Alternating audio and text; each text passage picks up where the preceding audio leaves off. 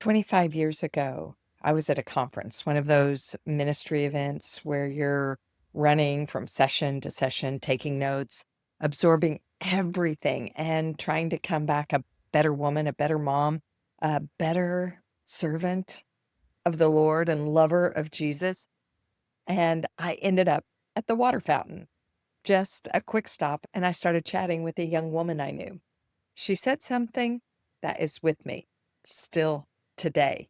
She said, I feel like God is inviting me to take three words out of my vocabulary: could, should, and need. Honestly, my first reaction was, huh? Because as a Christian woman, those words weren't just words to me, they were the whole framework of how I led my life and loved Jesus. What should I be doing? Who do I need to be? What could I do better? The list felt like faithfulness. It felt like I at least owed God something for what he had done for me. But remember, something she said stayed with me. And all these years later, through my own process and journey, I realized that that was a powerful word from the Lord, not only to my friend, but to me as well. Those words, they weren't producing peace. They weren't ushering in the kingdom of peace. Instead, they kept me in a constant state of striving, in a state of shame because I wasn't enough and I could never be enough. And if you've ever caught yourself using those four words, I should be, I need to, I shouldn't feel this way. Well, mom, today's episode is just for you. My guest today is Mary Gallagher. She's a writer, a spiritual guide, and she's founder of Promised Land Mindset. And in a moment, you're going to hear something that she said to me in this conversation that I'm still thinking about. Here's a taste. Fear was really coming at me hard. And God spoke very clearly to me, as he usually does in these moments, and said, Mary, you can choose faith or you can choose fear, but whatever you choose right now in this moment is going to be so crucial. It's going to take you down one path or the other. Choose now. Yeah, that's the conversation that we're having today. And I have a feeling that you needed to hear this right where you are as well. Hey there. Welcome to Mom Mentoring. I am so glad you're here, whether you're a first-time listener or you come back every Thursday. Welcome to the table. This is a weekly podcast offering soul-nourishing wisdom for Christian moms who desire peace, presence, and to live, lead, and love with purpose, right in the middle of real life. I'm Misty Hughes. I'm an ICF certified life coach. I'm an international ministry leader. I founded the Single Mom KC, and I am the creator of the Rhythm of Life framework. I'm a mom of 4 adult children, and I am Grammy to 6. I've spent more than 25 years helping Christian women move from overwhelm into peace, clarity, and live their life by God-aligned rhythms. And I believe to my core, you were made to shine. And that when you shine, you give others permission to shine too. Here's what I know about the mom who's listening right now. You are trying so hard. You are doing so much. And somewhere underneath all that effort is a quiet, exhausted voice asking, is this it? Is this what faithfulness looks like? Mary Gallagher, my guest today, she lived that too. She knows the weight of the should list, the pressure to be the perfect Christian wife, a perfect mom, a perfect church member. She carried it for years. And the freedom she found on the other side is exactly what I want for you. Today, we're talking about parenting from faith instead of fear and what it looks like to really lay down that striving and actually receive what God has for you, and how to recognize the shoulds in your life that are quietly keeping you trapped. Now, before we get into it, there's two quick things. First, come to the table. Yeah, I'm inviting you. The Holy Spirit is inviting you to come to the table. It's a 4-day women's retreat anchored out of the Song of Solomon 2:4. He brought me to his banqueting table, and his banner over me is love. This retreat is designed for exactly the kind of woman that we are talking with today. The woman who is done striving and desires to lay it all down. The woman who is hungry for something real. Registration is now open at mistyhughes.com/come to the table. The link, it'll be in the show notes. If a retreat sounds like a whoo, big step, start small. Grab my free Rhythms of Renewal mini guide. It's a beautiful place to begin just creating space for God to meet you. No striving, no pressure, just a starting place. And you can download that for free at mistyhughes.com/resources. That will also be in the show notes. Okay, now let me tell you a little bit about my guest, Mary. Mary Gallagher is a writer. She's a spiritual guide for women who are weary of striving, tired of living under the weight of who they think they should be. After walking her own wilderness season, Mary discovered that identity isn't something you achieve, it is something you receive as daughters of the King of Glory. She helps women reconnect with who they truly are and rediscover the freedom of belonging to Christ. One of Mary's most beautiful gifts is this: she can see the bigger story that God is writing over someone's life, even when that woman is standing right smack dab in the wilderness. She calls it a promised land mindset, and it is just as rich as it sounds.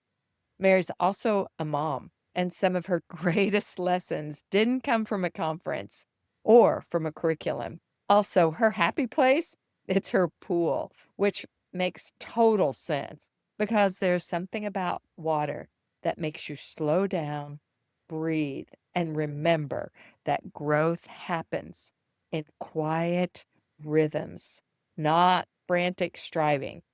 And Mary, she is built for this conversation that we're about to have. So, Mom, here's what I want to invite you to do.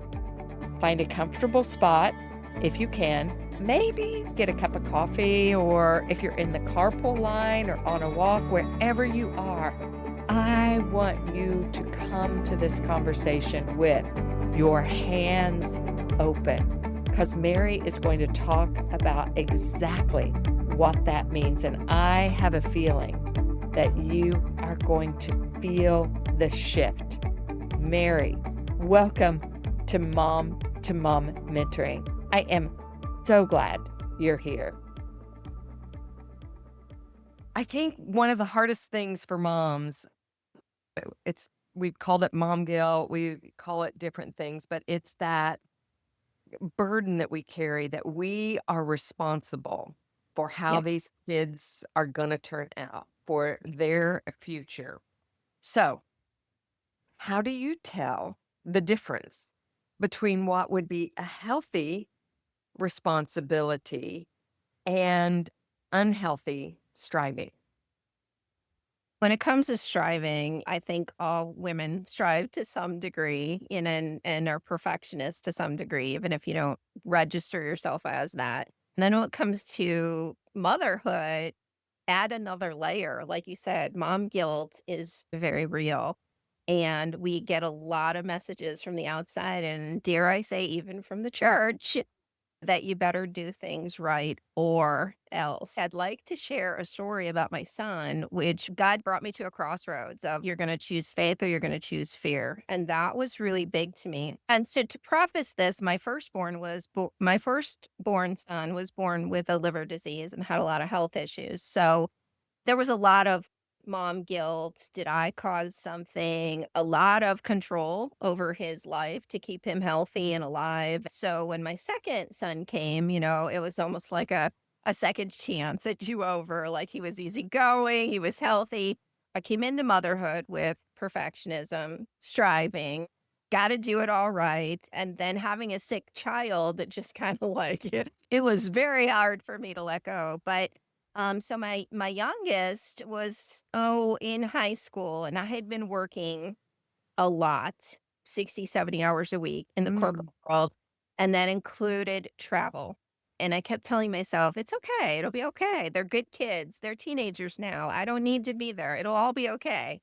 And one day I was driving and I had about a 2-hour drive to my location. As soon as I got off the freeway, I got a phone call from the high school assistant principal telling me my son was in the principal's office and it was pretty serious.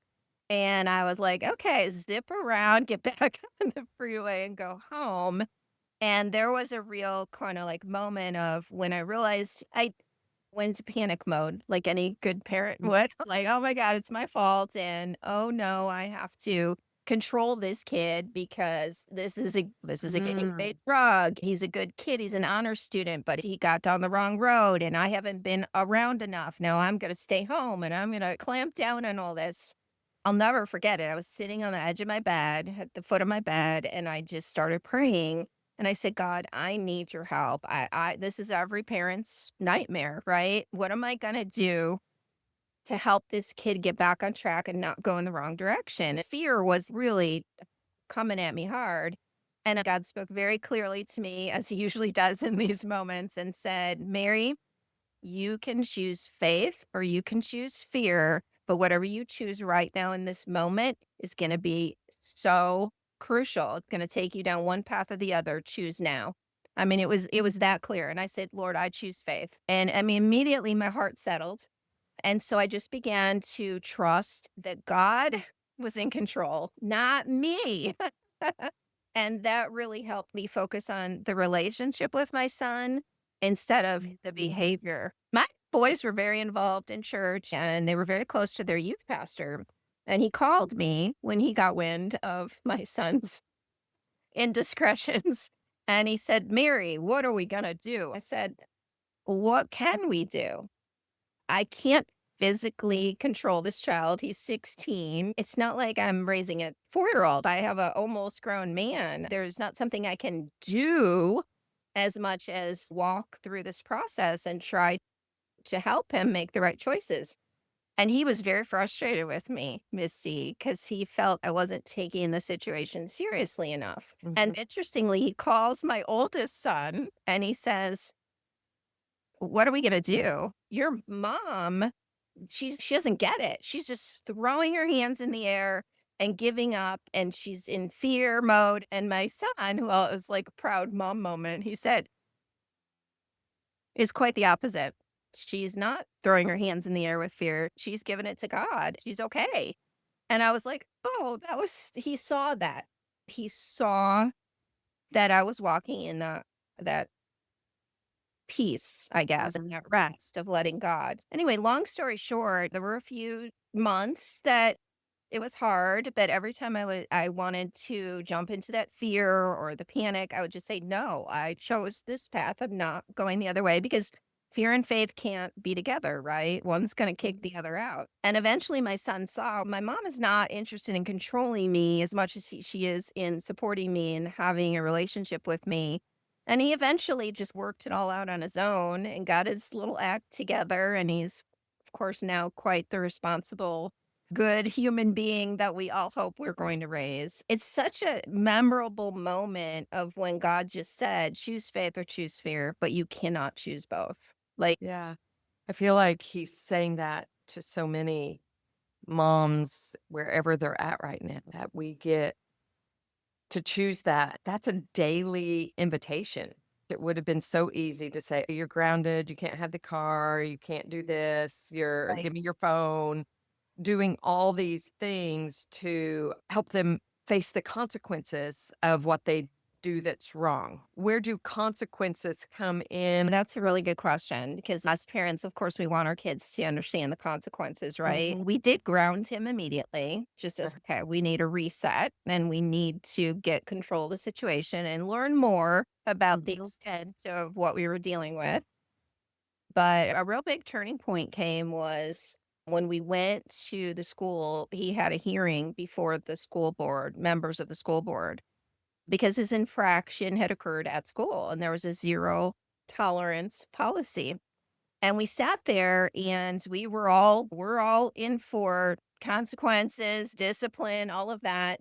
But as this whole thing played out and the principal and the assistant principal and another member of the school board, it became really clear that they were not interested in the best interest of our child. They just wanted to set an example. And they were literally just treating him as if he had been a criminal. And I said, and I was getting more and more stressed as this was going on. And thank God my husband was there because he's very level headed. And he let them have their say, but we could see our son just sinking down in his Mm. chair. And I could see that this was another one of those do or die moments. Like, how are we going to support our son? But he still needs to understand the consequences of what he did. And so my husband spoke up and he just said, we've listened to everything you had to say, and it seems like a very severe sentencing for a child. This kid has never been in trouble before. He's never been in your office for anything. He's an honor student. He's in AP classes. How can we work together to get him back on track instead of maybe pushing him further down this trajectory that we don't want him to go? And I just sat there and immediately, like, my whole body just relaxed, and I was like, Wow. "You, Holy Spirit, for giving my husband the words," and I could see my son then all of a sudden sit up and go, "Wait, my parents are on my side." Because ultimately, we have to believe in our children, and it was so interesting after that, I could see the whole everything in the room just shifted, and they realized they weren't in control. Mm. But we were gonna do what was best for our child, and that was a pivotal moment for my son. He saw that we were for him, not against him. Not that he hadn't done anything wrong. It was very vulnerable because as parents, we don't always wanna be vulnerable, right? We don't want our kids to know we're struggling or we don't know what to do. We wanna look like we're in control, and we would have these conversations where he'd be like, "Mom, I'm going out." Like, the parameters were, if you're going out, you just need to be honest with me where you're going and who you're gonna be with, and you need to be home at a certain time so I can go to Mhm. sleep and not worry. He agreed to all that, and then I agreed to that he could then go out. And I say I at this time because my husband had moved to another state to take a new job, so I was navigating most of Mm. it on my own, as you understand, right? Yeah. And we would have these conversations, and I would say, "Okay, you're going with this group of people, and this is my concern." But I wouldn't say, "Those are bad kids, and I don't want you." I just say, "This is my concern. This is what I'm worried about." So that was an opportunity for me to be more vulnerable with him, and I could see, like, he just his whole demeanor just softened and softened because he was like, "I don't want my mom to be concerned about me." So he would assure me, and then I'm telling you, Misty, there were times when he would actually come home early because you know how that is, like, when you give your little kids their bedtime, they fight it, but when you say, "Pick your own bedtime," they go to bed when you want them to. Uh-huh. He would come early, and he would not be under the influence, and he would be like, "That was dumb party, I'm not going there anymore." I just saw this change in him. So, it was this balance of, "Okay, I'm gonna have my parameters because you need to understand that I have feelings and fears and concerns for you, and I want what's best for you, but I'm also gonna extend some trust on your side. I think that was the Mhm. most important thing, was that he felt that I trusted him. Mary, as I'm listening to you, it sounds like you really were able to parent from a place of, well, choosing faith, but you could choose faith because of your relationship with the Lord, Yeah, because you knew Him, you know who you are. It shifts something when we parent from that knowledge of not just who God is, but who we are. And that's what I hear, the peace and the calm that you were able to maintain and build relationship yeah. with your son out of that place.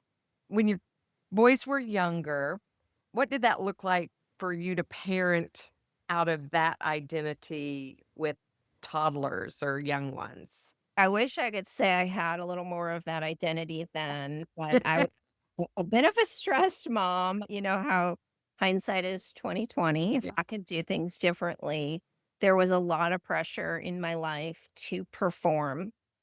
I was hearing that mostly from the church. There was a Mm. lot of pressure to do and be and act and serve, at the same time raising children, at the same time working on a marriage, at the same time working full time, all these things that just, and I was not handling stress as well as I thought I did. But I remember a moment too when the same son, Sean, we were painting dressers for their room.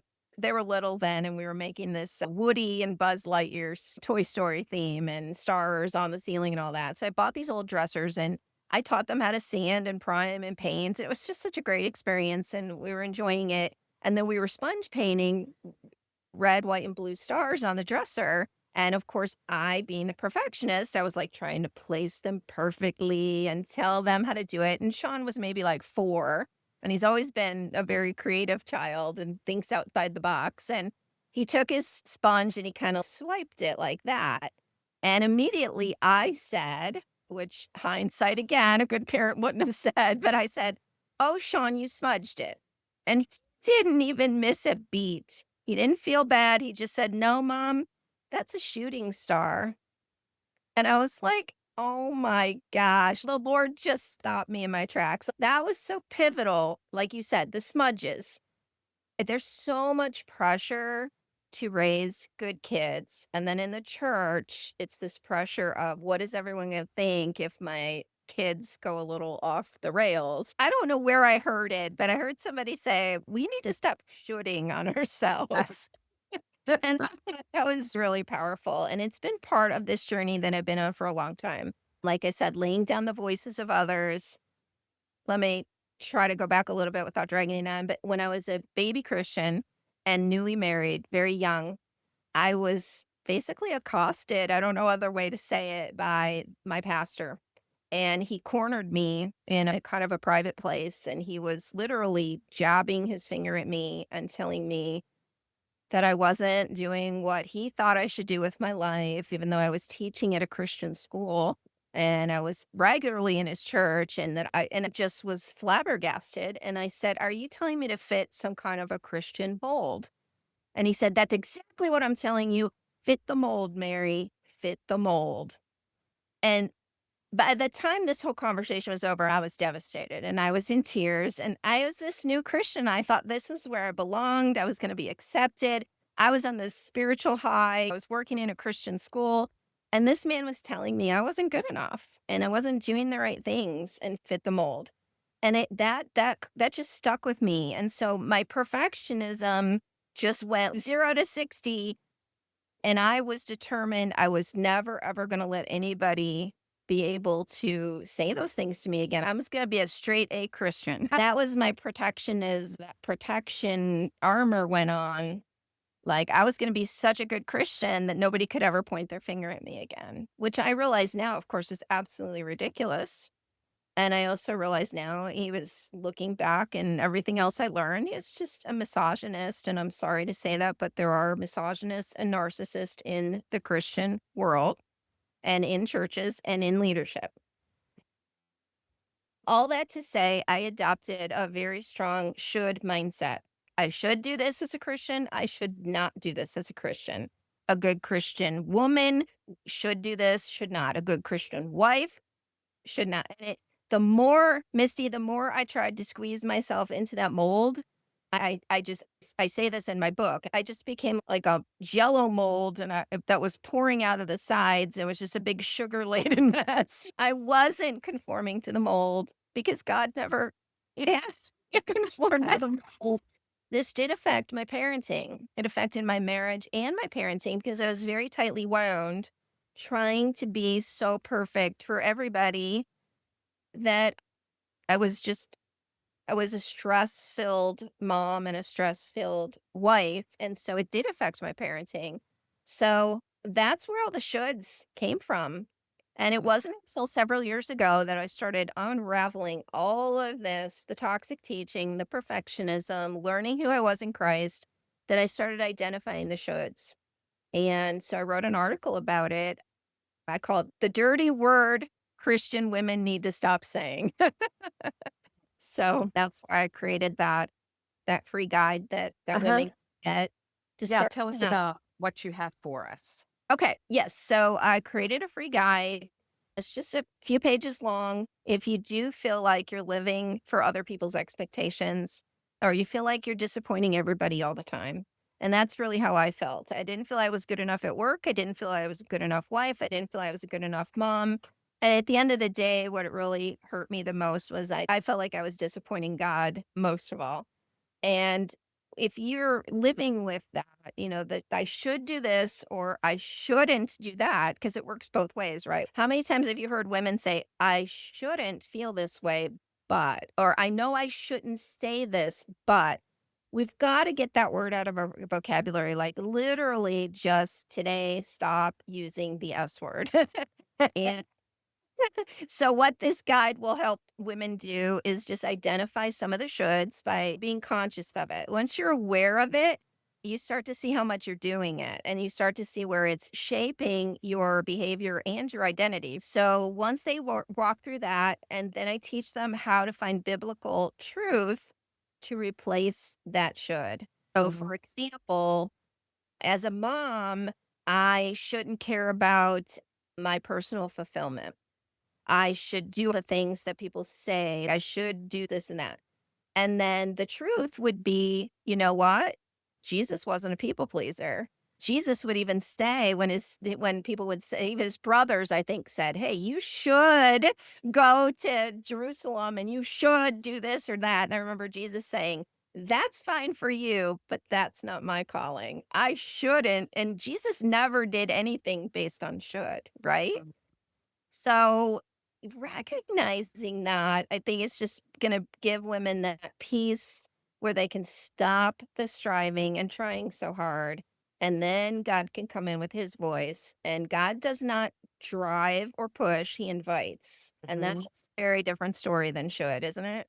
It is, and it is so grace-filled, and I was just thinking when you talked about Jesus was never driven by the shoulds, it goes back to what you were saying. He said, "I only do what I see the Father doing." Right. And that goes back to what you were saying earlier. We've got to hear what God is Yeah, inviting us yeah. into and how he's inviting us to walk. Those are shaming words when we are holding ourselves to this standard. You're right, and We're never gonna be enough. exactly. How can we ever be enough? Yeah. And that's Yeah. the whole message of grace. You're not Mhm. enough, but I fill in the gap. Because Uh-huh. the striving and the should, it and it is driven by shame. And I think if anyone is listening to this and you deal with perfectionism, that is the root of it. It's shame. And when Mhm. that man shamed me, I went into full on perfectionist striving mode because I never wanted to feel that shame again. We can realize God is never ever shaming us. That's not the voice of God. we can let that go. When you're young, it's hard because you want to do well. All I ever wanted was for God to be happy with me. And I remember a similar conversation. I was teaching at the Christian school and kind of all this stuff had played out. And I was dealing with some other abuse in the church. And I just felt like 24/7 God was angry with me. Now, Mhm. how I was saved and thought that, I don't know, but I did. And I remember walking into the teacher's lounge, and one of the older lovely Christian teachers was there, and she looked at me. I was making a cup of tea and she said, "Mary, how you doing?" I said, "I don't know, Sharon." I said, "I just feel like God's angry at me all the time." And the Holy Spirit gave her the verse from, I believe it's from Isaiah, "For the Lord longs to have compassion on you. He's just waiting to have compassion on you." And I just started crying, and it was a real I still to this day, we're connected on Facebook. I remember that day in the teacher's lounge because it started some of the crumbling of Mm, striving. It didn't happen overnight, trust me. I've been in the wilderness a long time. mm, But it started a little crumbling in my heart of, God's not angry with me.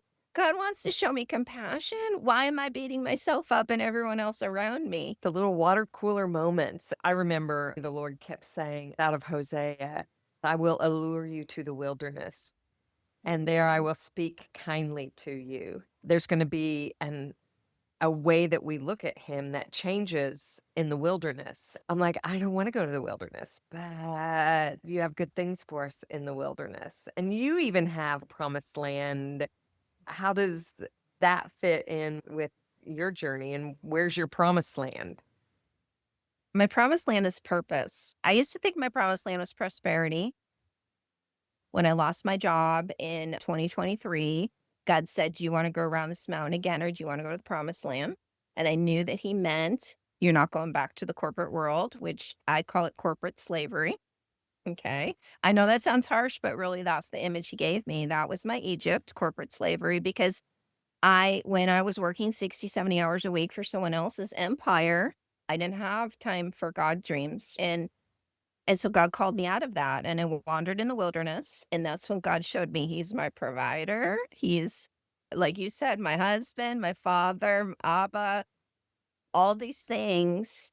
And then when I started making money online and I realized He wanted me to finish writing my book, I was like, okay, so the promised land is going to be prosperity.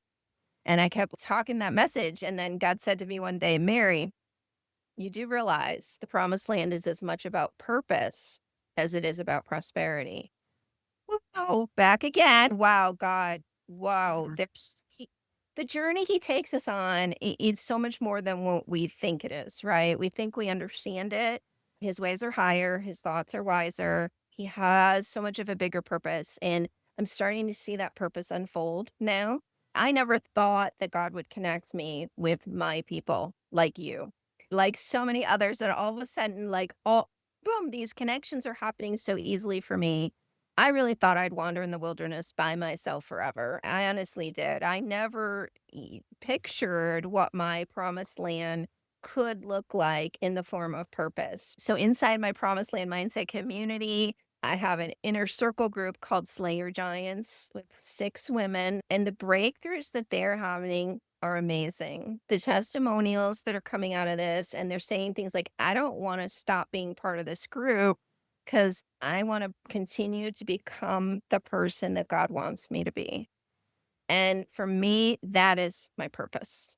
Helping women walk in that God-given identity, not in molds, not in expectations, not listening to the shoulds, but listening to God and just resting in that identity, because that's how we help other women get free, right? When we're free.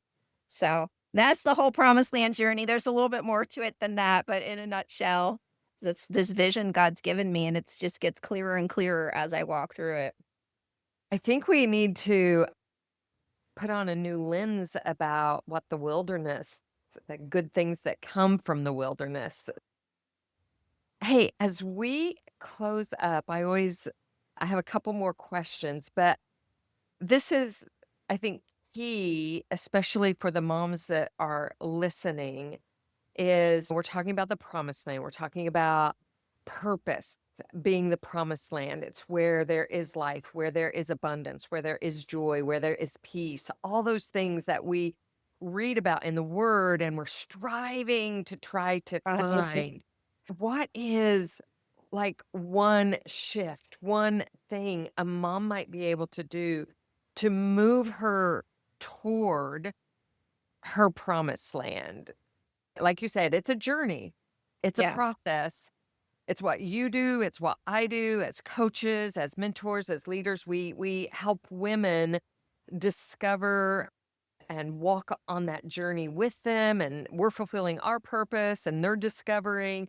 But what would you coach women to do to start to move the needle back towards their promised land? It's a really good question. And I think for everybody, it looks so different depending on how far we are in the Egypt and how stuck we are in the shoulds and the perfectionism. But the two words that come to me are just let go, because we hold so tightly to what we think our life should look like. We hold so tightly to this path and this pattern that we think we're supposed to be on. But when we just let go and let God reshape and uncover who we really are so we can walk in that. So I know that doesn't sound like a real action plan, but I think it can definitely start with the shoulds.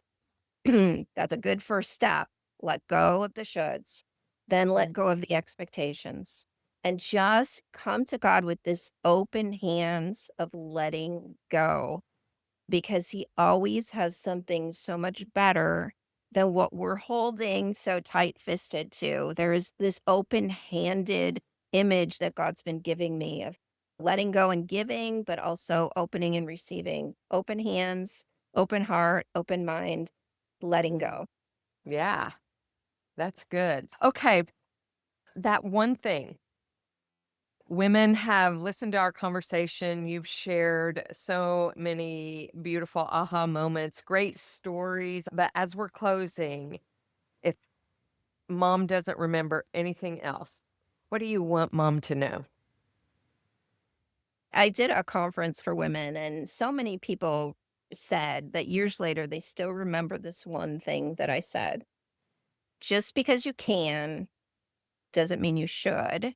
And I don't mean the should in the negative, but there's so many things that come to us, right? We have so many options and choices in the world right now. We talked about that.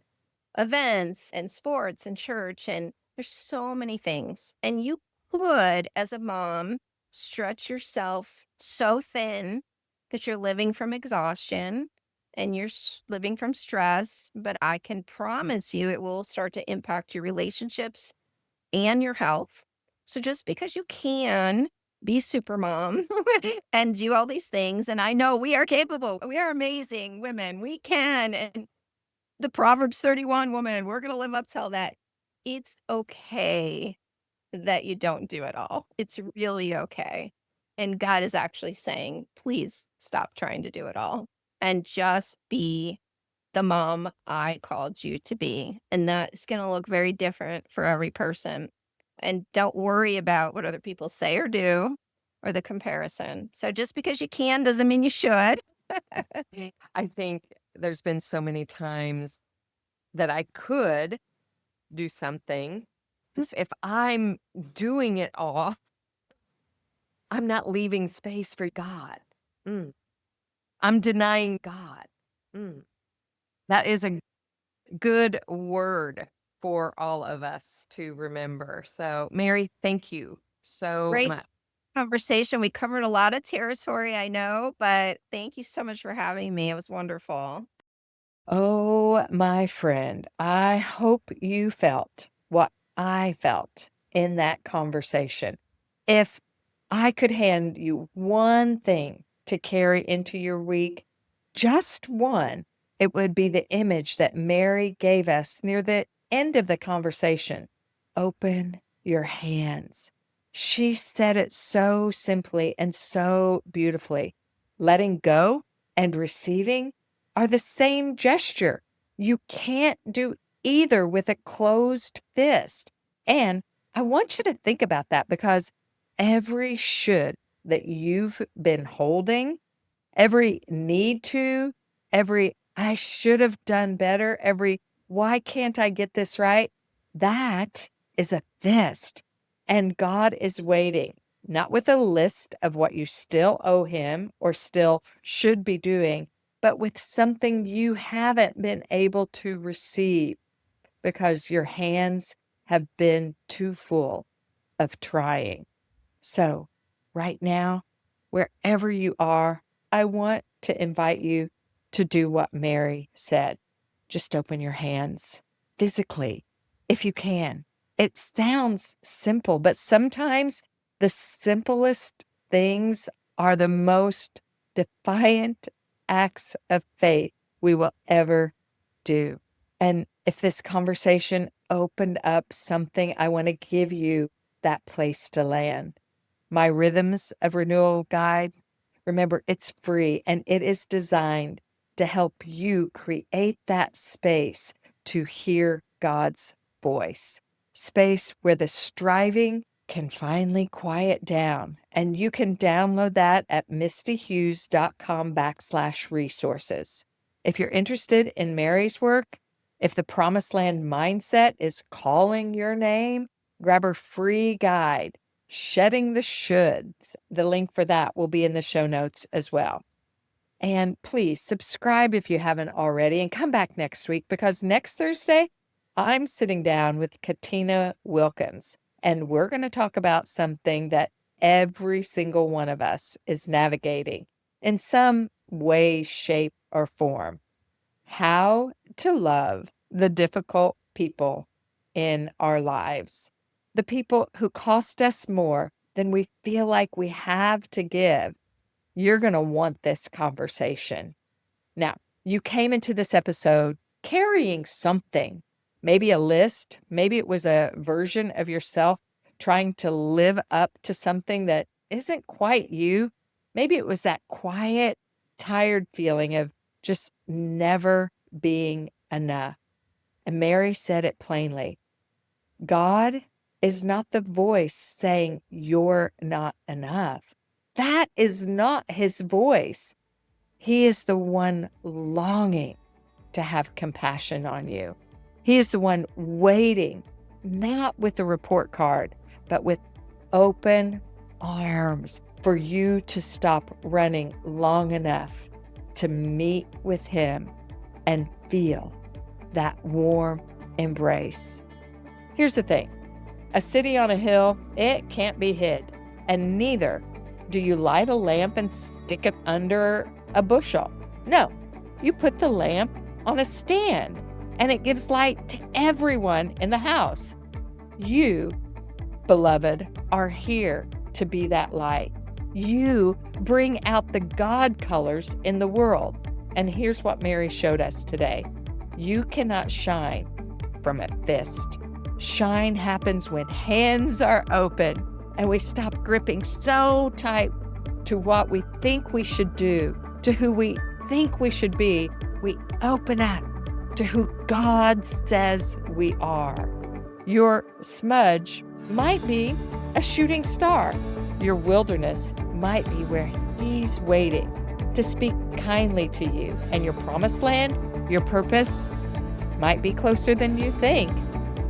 Next Thursday, I'm sitting down with Katina Wilkins, life coach, Bible teacher, and author of Love is Complicated. And we're going to talk about how to love the people in your life who are genuinely hard to love. If you have a relationship right now that is costing you more energy than you feel like you have to give, you're not going to want to miss this episode. Subscribe now so it lands right in your inbox. I'm Misty Hughes. You've been listening to Mom Mentoring. Now, go shine.